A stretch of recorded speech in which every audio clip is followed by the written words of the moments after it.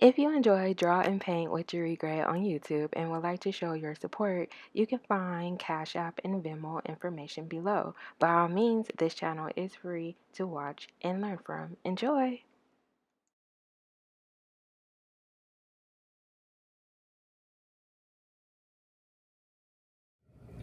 Hey everyone, welcome to another tutorial. So once again, this tutorial is for my abstract drawing students. So I'm really excited. I'm excited but also bittersweet that this is our last assignment. It's bittersweet because I really absolutely love this class and I love the students in this class, and I also love their work. So it's very bittersweet, but I'm also excited that we're able to take a little bit of break in between some class sessions. So let's go over our last assignment, which is project 8. So when it comes to the element that we are going to use time and motion. So time and motion, oh my god, you guys, it's a lot of different variations of time and motion. I only put down 3 of them, but there's a little bit more that's out there that can best explain it. Typically, if I'm talking to my art appreciation students and I talk about time and motion, I always move into film or animation, because I think in art I'll talk about comic books, because I believe that's probably best to describe time and motion for students. Because we are drawing, we are implying time and motion, so it's an implied time, it's an implied motion. It's not the actual time and motion. So when it comes to time and motion, there is a linear time, and basically linear time is artwork that tells a story versus, basically it's comic books. So when you think about comic books and how comic books are laid out, they typically are laid out in I know there's a proper term for it, but I'm gonna do my best to explain like the comic book panels. So there are typically several boxes or different small compositions on a page in a comic book, and each little panel will basically tell a story. It will give you some type of motion or some type of time, and then you move to the next panel, it'll give you some type of motion, some type of time, and tell a story. So that gives you a better idea. Animation also deals with time and motion. You have to move whatever object you are drawing, so it definitely deals with time and motion. Those are things that when you are dealing with linear time. When it comes to motion in general, so artwork that move in some way or show an object moving. So when it comes to motion, it's just that. So you want to make sure whatever you are implying, if you're going to use motion when it comes to time and motion, you just want to make sure either the artwork is in movement or the object is in movement. So that is really important as well. Also, another one is line use. So my students have already learned a bit about directional lines and how directional lines is used in a composition, but this is when you're using diagonal, gestured, and directional lines can imply that an object is moving. So when it comes to this composition here, I use a directional line as well as I use a bit of an S-curve. So I'm going to talk just a little bit since I transitioned into composition. So this is the last day, so I'm going to finish out my composition lecture that we started last week. But I definitely do know within this actual composition lecture, I talk about the alphabet compositions. So the alphabet composition is a term that I use to talk about the different composition structures that deals with an alphabet. So one that is well known is an S-curve composition. And then a C curve composition, these are very well known. Like you would typically see that in a composition book, or if you take a composition class, whether it's design and composition, or if it's design and color or color and comp. There's different types of names for it. You may have heard of or seen S curve or C curve. There's other alphabet composition like L-shaped composition, H-shaped composition. You definitely will see those type of compositions. There are more alphabet compositions that are out there. And once again, I call it the alphabet composition. It is not, this is not, I don't think it's a typical term in use of using kind of like a alphabet composition structure.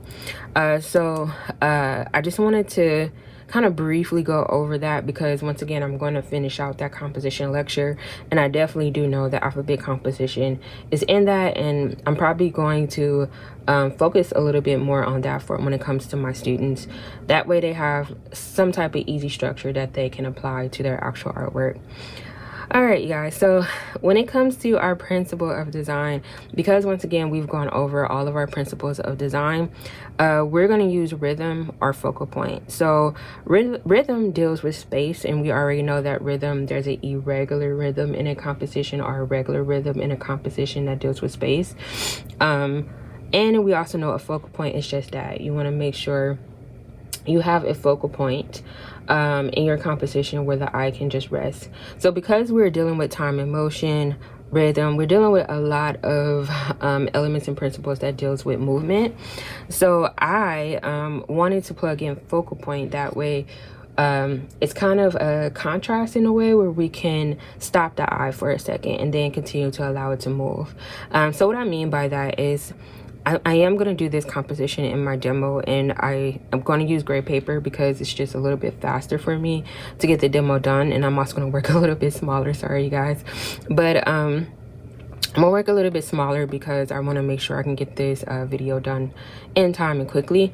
But I definitely want this center leaf to be white, so that way it's going to stand out from my black leaves, and then that'll give me a focal point. I still have movement, and I still have rhythm, and I still have time and motion, but I have a place where the eye is going to stop and then continue to move, and that's the goal for me. That's what I'm going for. Hopefully I can nail that. But I wanted to just briefly and quickly talk about what we are doing for project 8. When it comes to this composition here, that thumbnail, I was trying my best to kind of move, like do a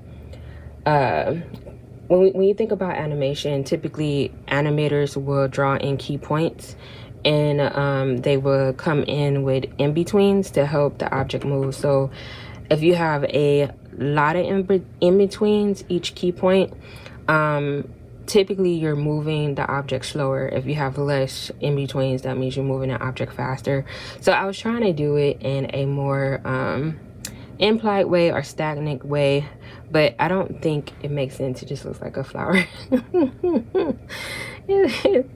What's in my brain did not come out in the thumbnail. So I quickly decided to abandon that idea. I would have to play with it a little bit more for it to even make sense. But yeah, I decided to go with this one because I think that's the easier thumbnail to do. So yeah, that way I'm not moving into, which I always am saying, I don't want my intro to be long, but it's always long. And so I definitely want to go ahead and end out my intro. You guys got more than enough information to where you understand what we are doing and what we are looking at when it comes to our elements of our principles of design, composition, and what are the new elements. And once again, these little points, they're just 3 that I just put out. There's actually more that are out there. I just didn't want to have a whole list of time and motion, the ideas or the concepts or the things behind it, and it's just a little too much. But other than that, you guys, I will see you in the next clip. Bye.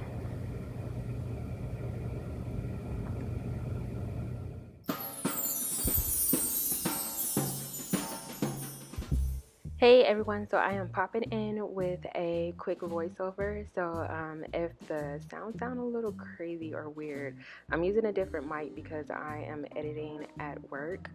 So you guys don't tell anybody that I'm editing at work. I just want to make sure I'm getting this demo done in time for our class. So when it comes to this voiceover, the one thing that I noticed once again in my intro that I did not talk about or fully talk about the materials that I'm using. So I am using my Prismacolor erase pencil to draw out. So right now I am gesturing my actual final thumbnail out.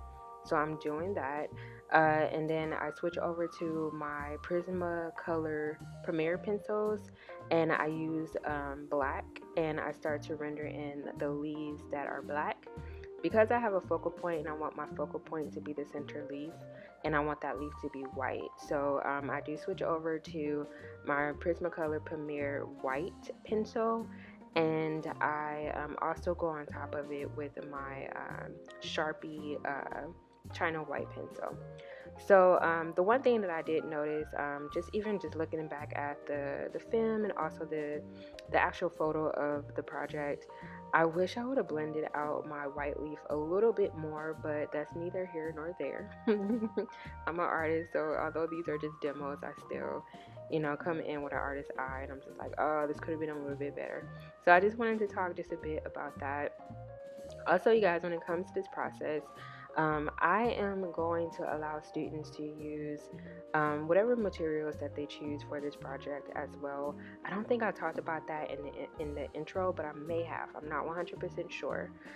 So I just wanted to let you guys know that. So I chose gray paper for the reason of just speed. I definitely do know color pencils still take a bit amount of time, even with using gray paper, because gray paper can be left as a tone. So another thing I want to talk about while I'm rendering in this leaf, I did not want to deal with light logic principles connected with values, but I wanted some type of detail to help with movement of the leaf, to give an idea that the leaf is moving away from us, and also coming towards the viewer, and also moving away from the viewer. So I use a little bit of value with that, and possibly not really light logic. I do have a light and a dark side of the leaf, but it's not much light logic principles that are there, and I kind of just did not want to deal with values in conjunction with that. So I definitely wanted to talk a little bit about my process with that. Another thing, you guys, after after I was done with the image or with the actual drawing, when I went in and I photographed the work, and when I photographed it, it photographed vertical, and I absolutely loved that composition. And by all means, I know I went in with a horizontal composition or a horizontal paper format, but I really wished I would have explored all of my ideas and possibilities in my thumbnails, and at very least turn my sketchbook vertical, because I think that would have clearly helped when it comes to just getting a different idea from different point of views of if I want the paper format to be horizontal or vertical.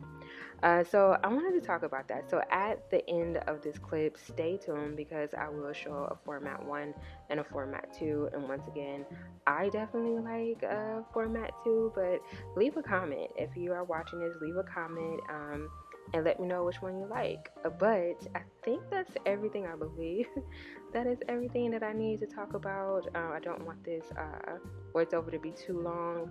I do want you guys to enjoy the music. But once again, thank you so much. If you watched this whole series, all 8 projects, I just thank you for even supporting that. So stay tuned. There is an abstract drawing too. So my students will move into color, and we will see demo videos for that. Other than that, you guys, once again, thank you for watching. Make sure you subscribe, and I will see you in the next demo. Bye.